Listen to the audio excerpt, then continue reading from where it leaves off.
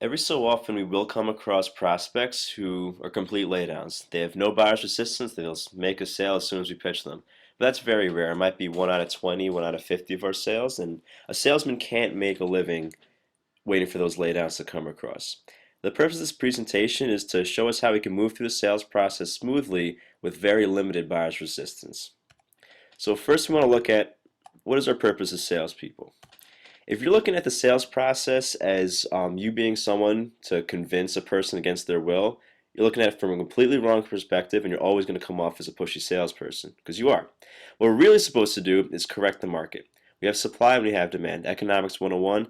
Problem is that supply and demand are not at equilibrium. There is a huge market inefficiency depending on what product you are selling, and it's due to two things: ignorance and procrastination, the two deadly sins of the market.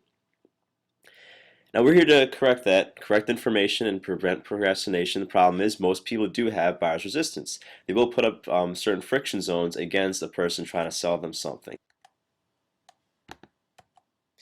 The friction zones in the sales process are very similar to the friction zones in changing gears of the car. If you're sloppy on the clutch, you're going to stall out. Just like if you're sloppy through the sales process, you're either going to come off as pushy or you're going to get stalled by your customer. So the key to smooth selling, just like the key to accelerating a vehicle, is to take it in stages. Here are the 4 stages of the sales process: attention, involvement, desire, and action. So gear 1 is attention. Here's where you're giving your opening pitch, and your opening pitch should be about an 8-second commercial. It should quickly explain who you are and why this person should listen to you. And a lot of people won't want to listen to a salesman even right when they start speaking, and one of the easiest ways to get through this stage smoothly is by mirroring. Mirroring is a simple concept. It's where you're copying the prospect's tone of voice, facial expressions, maybe even body language, and what this does is sub-communicates to them that you guys are on the same page. And it builds rapport, and it's very hard for a person to immediately shut down someone who looks just like them.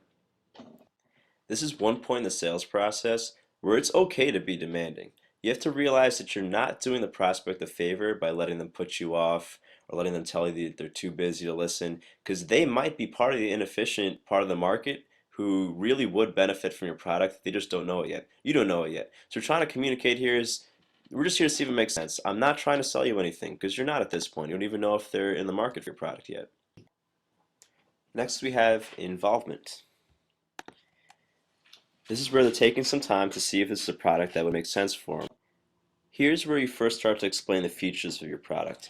You want to explain the characteristics of your product that might be of value to a customer. You want to go over the traits that make your product unique over the others in the market. But you want to just list off features. Listing off features will come off as what's called puking on the customer, which makes you be perceived as a high-pressure, pushy salesman that nobody likes. The way to get past this is by asking questions. You have to be a detective. You want to find out what your customers' needs are to find out how your product is going to benefit them and if it's going to benefit them at all. Because of course you're not going to sell every person. Not every person should be sold. What we're trying to find is the inefficient part of the market. In order to move into the next stage of selling, you need to be able to convert those features into benefits. Features tell, but benefits are what's. A benefit is specifically how that feature is going to be of value to the customer, because the same feature can be of no value to one person. It can be of value to one person one way. It could be of value to another person a completely different way. You don't know this until you ask questions. Once you can find benefits, you're ready to move into the next stage of selling, which is creating desire. Here you're building value to show them that this is a product that would be great for them to purchase. What you want to look for are hot buttons. A hot button is a super benefit. It's a specific kind of benefit that's going to call them to action right away. Because that is the next stage of selling, which is action. And that, of course, means closing. Closing is one of the hardest parts for most salespeople, and it's where a lot of salespeople have the toughest friction zone, the greatest resistance. But closing should be just as smooth as anything else. And the key to closing is timing. Just like delivering a punchline during a comedy routine, timing is everything. Ideally, you want to time your closes around buying signals. Buying signals are anything your customers say or do that shows them shows interest in your product, shows that they are ready to be sold.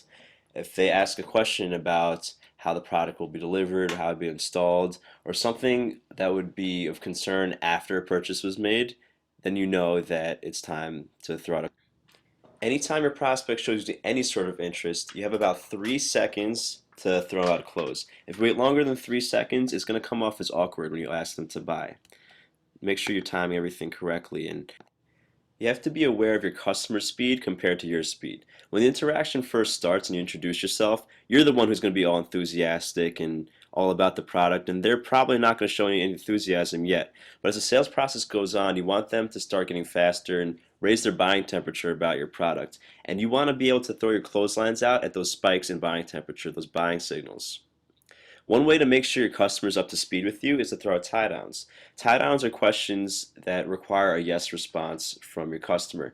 And yes responses create a positive atmosphere, make it easier for them to agree with you. But more importantly, you just want to make sure that they are following you. Because if you're talking and talking about all the great things about your product and they're not saying anything, if you're speaking for more than 2 minutes without them saying a word, you're starting to lose them because people have very short attention spans and they don't want to be talked to, they want to be spoken with. And you have to also be aware of the fact that you're not going to close someone on the very first closing attempt. When you ask them to buy, they're going to show some sort of resistance just to make sure that they're not making the wrong decision. 80% of sales come after the 5th closing attempt, so don't stop until you get to about 6. Here we have the sales loop. You have to know that your first closing attempt is probably going to be responded to with an objection. That's fine. That's great, actually. Objections are stepping stones to help build the value of your product and make sure your customer feels good about this purchase decision. Once you get an objection, the first thing to do is acknowledge it. You can acknowledge it by saying, yes, I understand, or saying something like, that's a great objection, I'm glad you brought that up. But one of the simplest ways to acknowledge an objection is to do what improv comedians do. Yes and is the big thing that improv comedians use when they are building a scene together. You say yes, you agree with whatever the person says, and then you follow it up with however you're going to overcome the objection. And hopefully your product does have a way to overcome their objection.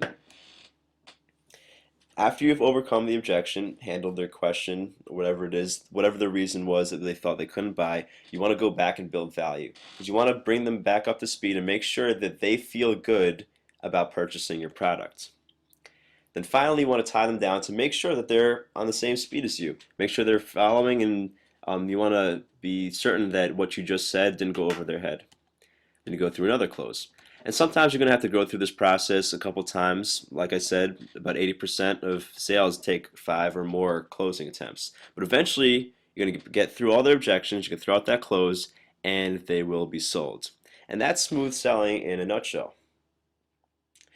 One of the benefits of looking at the sales process this way is that more and more of your sales are going to feel like laydowns. If you go through it smoothly and you're demanding in the right places but polite in the other places, more of your sales is going to feel easy. You're going to go through from introducing yourself to closing the sale without feeling any of that resistance, without the customer feeling that you're being pushy, because you're not. The customer, if you are taking it by stages, the customer really won't have anything to resist against. You're not trying to sell them when you meet them. You just want them to listen to what you have to say. You're not trying to sell them when you are going over the product. You just want to see if this would benefit them. You're not even trying to sell them when you're showing them how this would benefit them. You're letting them sell themselves. And finally, when you throw that clothesline, it's going to make so much sense for them that they're not going to feel like they're being pressured into anything. And that is smooth selling.